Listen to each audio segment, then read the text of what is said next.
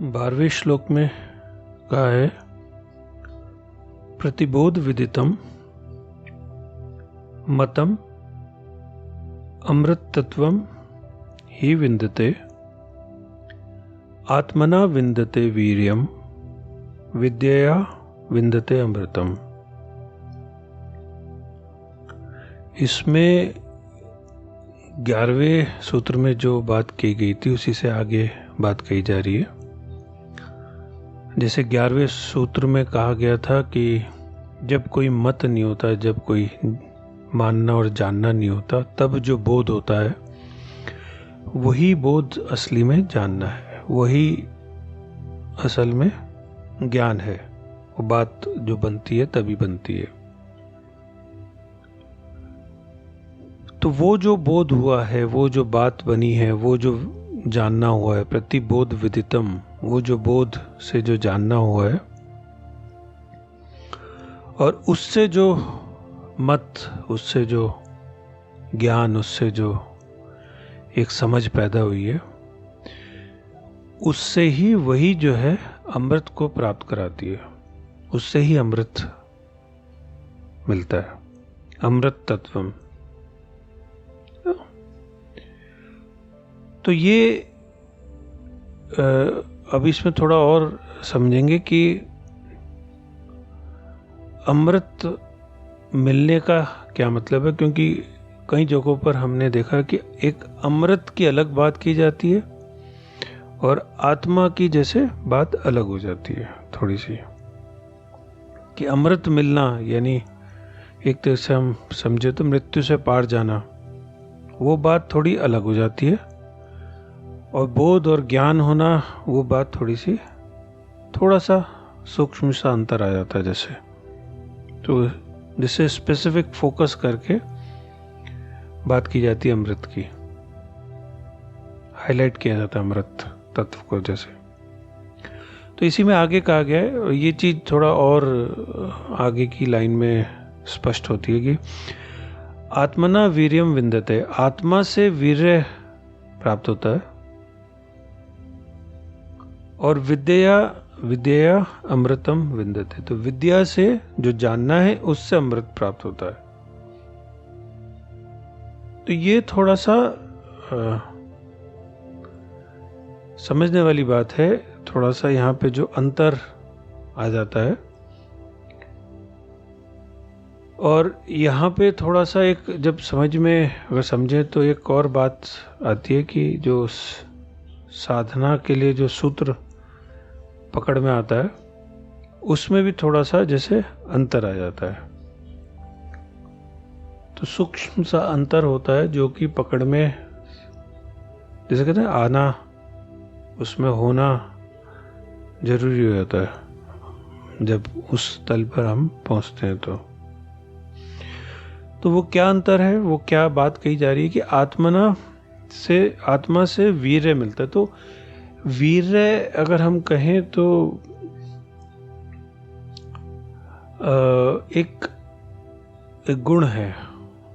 अगर हम उसे समझें थोड़ा सा तो एक वीर्य यानी वो ऊर्जा है, वो शक्ति है, वो स्थिति है,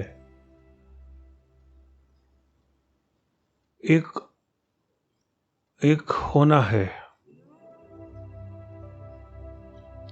वीर्य जिसे हम कह सकते हैं एक त्वरा है। तो आत्मा में जब होते हैं तो वो एक स्थिति होती है। तो उस स्थिति की बात अलग है थोड़ी सी, और स्थिति में होकर फिर जो जानना होता है, उससे जो विद्या होती है, उससे जो ज्ञान होता है, वो मूल रूप से अमृत को प्रदान करता है, उससे अमृत की प्राप्ति होती है। तो ये थोड़ा समझने की जरूरत होती है कि एक तो स्थित होना, एक तो उस स्थिति में स्थित होना, आत्मा में जैसे स्थित होना, उस वीर्य में स्थित होना। वीर्य एक तरीके से हम समझे तो वीर्य एक जन्म का कारण भी हो जाता है। वीर्य से ही एक नई स्थिति का जन्म होता है, एक नए, अगर हम समझे तो प्राणी का भी जन्म होता है। उस वीर्य से ही जैसे चीजें चल रही हैं, वीर्य की शक्ति से, वीर्य की ऊर्जा से सारा सब कुछ, उस सबका आधार जैसे वीर्य है, उसी से सारा सृजन हो रहा है जैसे। तो उस वीर्य में स्थित होना, उस वीर्य की प्राप्ति, कौन से वीर्य की? उस वीर्य की जिससे सारा सब कुछ निकल रहा है, तो उसमें स्थित हो जाना,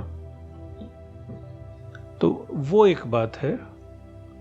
और जब स्थित होकर जो ज्ञान होता है, उसमें जो समझ आती है, उस समझ से अमृत की प्राप्ति होती है। तो इसको अगर हम थोड़ा समझने की कोशिश करें अगर, तो जो वीर्य प्राप्त हो रहा है वो, उसका क्या अर्थ है कि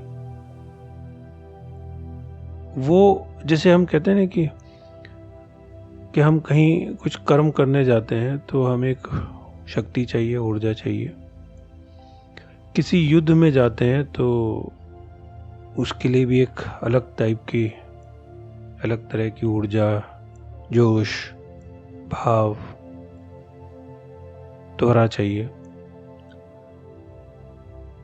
तो वैसे ही अगर हम समझें कि एक आत्मज्ञानी, जिसे आत्मा का साक्षात्कार हो गया है, तो वो अभी शरीर छूटा नहीं है, लेकिन स्थित है, शरीर में है, संसार में है, और संसार के सारे उलझावों में अभी, क्योंकि शरीर में है तो संसार में है, तो सारे उलझाव अभी भी हैं एक तरीके से।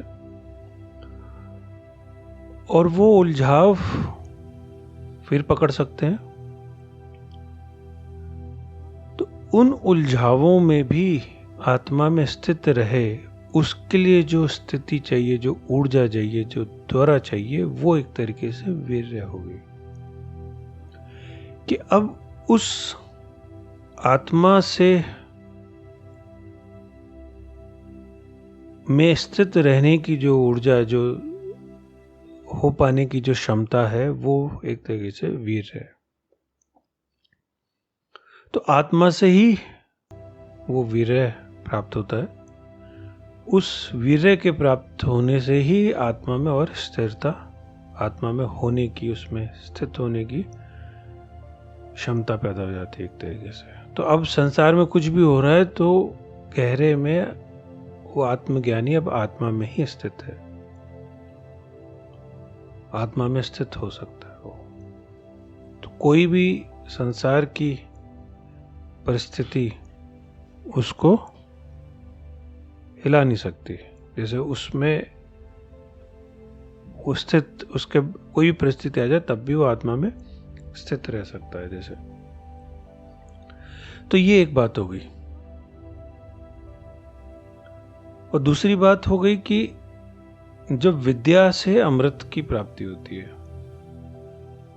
तो जब एक आत्मज्ञानी जैसे आत्मा में स्थित हो गया,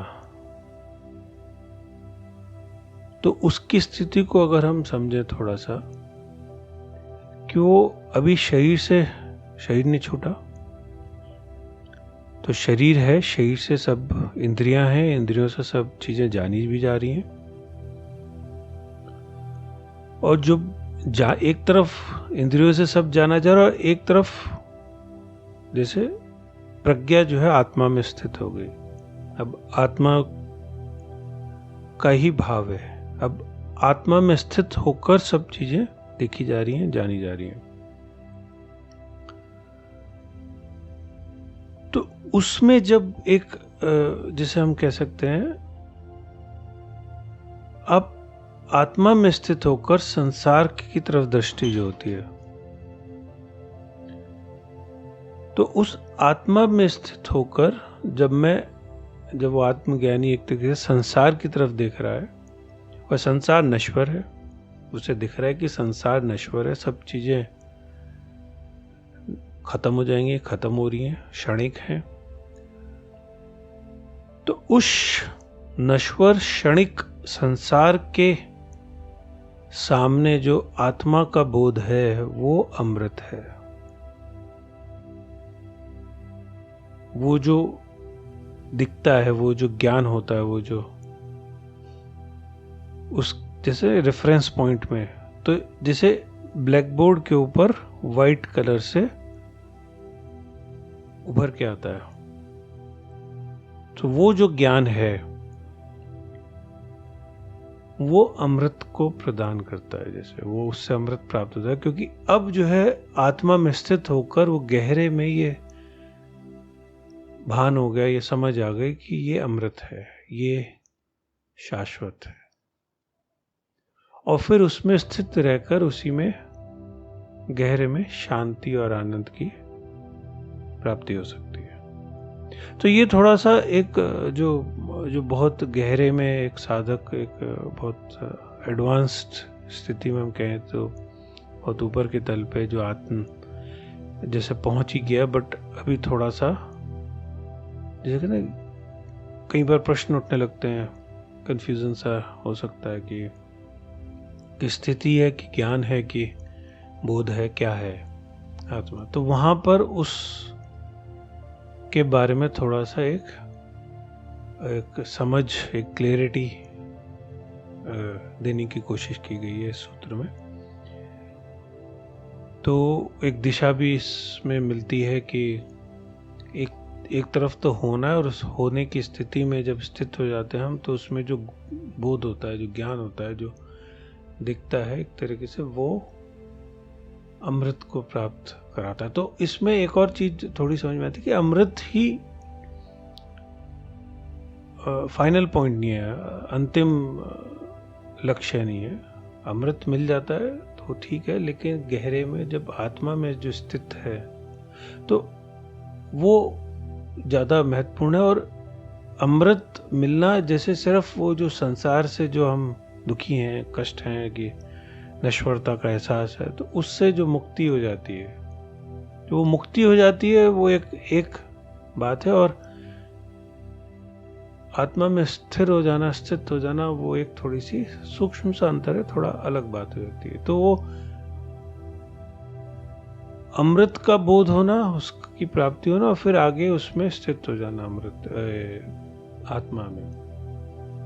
तो जब आत्मा में स्थित हो जाते हैं तब फिर जिसे हम कह सकते हैं जीवन मुक्त से, जब शरीर से फिर मुक्त होते हैं तो जैसे मोक्ष की प्राप्ति हो जाती है।